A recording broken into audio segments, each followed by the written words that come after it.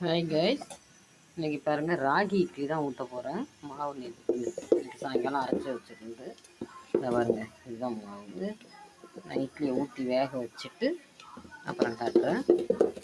3 class கேவுரு ragi, 1 class idli அரிசி இல்லை சாப்பாட்டு அரிசி, 4க்கு 1 உளுந்து, கொஞ்சம் வெந்தயம் போட்டு நம்ம இட்லிக்கு அரைச்சி வைக்கிற மாதிரியே தான் அரைச்சி வச்சுட்டு காலையில் இட்லி ஊற்றிக்கலாம்.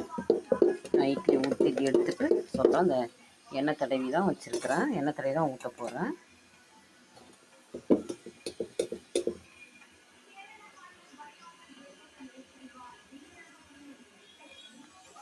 இந்த பாருங்க, இட்லி ஊற்றி எடுத்தாச்சு. எப்படி சாப்பிட்டோன்னா பஞ்சு மாதிரி இருக்கு பாருங்க. எப்படி இருக்கு பாருங்க. பாருங்க, உடச்சி கூட காட்டுறோம் பாருங்க. அவ்வளோதாங்க ராகி இட்லி. பாய்.